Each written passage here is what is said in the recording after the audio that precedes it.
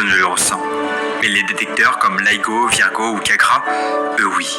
Dans l'épisode précédent, on a vu comment les scientifiques ont réussi l'exploit de détecter directement les ondes gravitationnelles grâce à des interféromètres comme LIGO.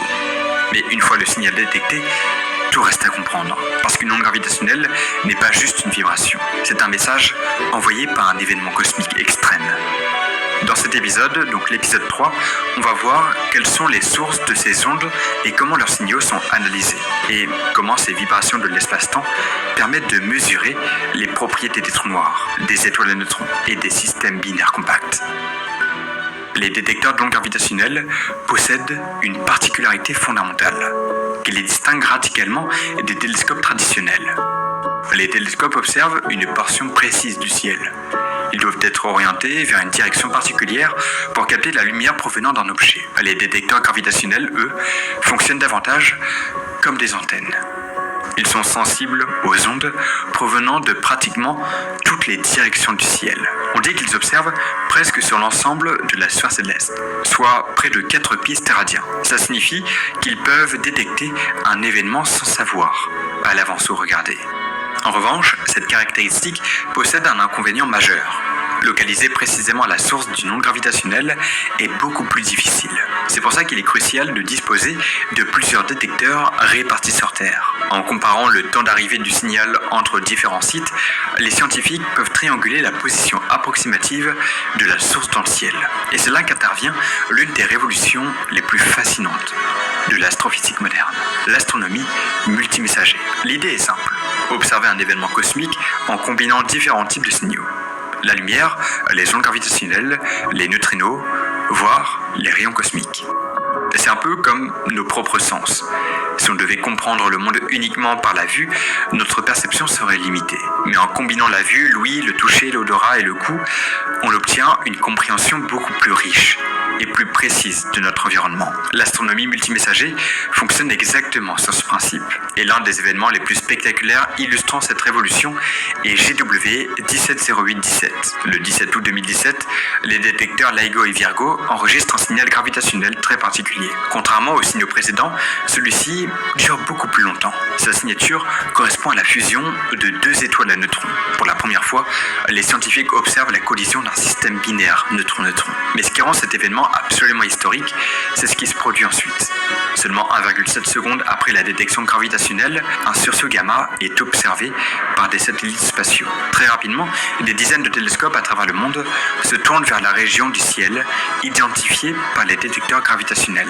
Et pour la première fois dans l'histoire, un même événement cosmique est observé simultanément en ondes gravitationnelles et en lumière. Les astronomes observent une kilonova, une explosion provoquée par la fusion de 2 étoiles à neutrons. Cette explosion produit des éléments chimiques extrêmement lourds, comme l'or ou le platine.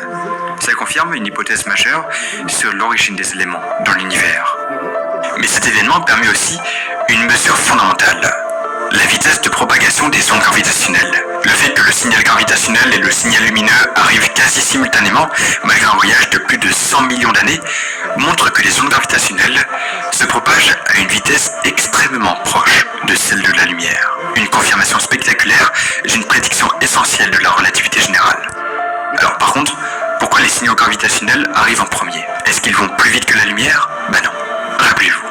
La lumière interagit avec la matière. Donc sur plus de 100 millions d'années-lumière, il est très probable que la lumière ait traversé un nuage de matière qui a ralenti sa propagation. Ce qui n'est pas le cas pour les ondes gravitationnelles. Mais en réalité, vous allez le voir, c'est un peu plus compliqué. Alors son fonctionnement repose sur une idée clé. Le financement du cinéma par le cinéma lui-même. Alors concrètement, cela veut dire que le CNC ne dépend pas uniquement du budget de l'État. Il est en grande partie financé par des taxes prélevées sur les tickets de cinéma, mais aussi les chaînes de télé, les plateformes de streaming et même certains fournisseurs d'accès à Internet.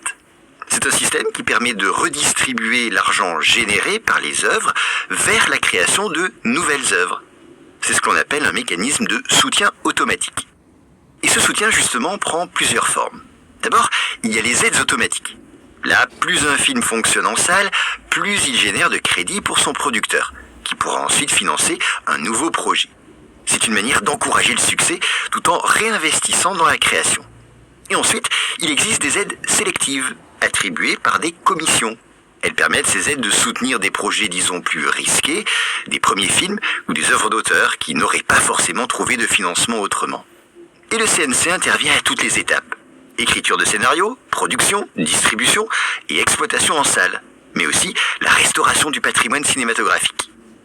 Et il soutient également l'animation, les séries, les jeux vidéo et les nouveaux formats numériques. Tout cela, ça donne un modèle qui a permis à la France de conserver une industrie du cinéma à la fois forte et diversifiée, capable dans le même temps de produire des films populaires et des œuvres, disons, plus artistiques. Et ça explique pourquoi le cinéma français résiste mieux que d'autres à la domination des productions hollywoodiennes. Mais bien sûr, le CNC n'est pas sans critique. On lui reproche parfois de financer trop de films, parfois peu vus, peu populaires, et de favoriser un entre-soi. D'autres estiment au contraire qu'il est indispensable pour préserver une exception culturelle face à la mondialisation. Quoi qu'il en soit, le CNC reste une institution centrale car il incarne une vision où la culture n'est pas seulement un marché, mais un bien commun à protéger et à encourager.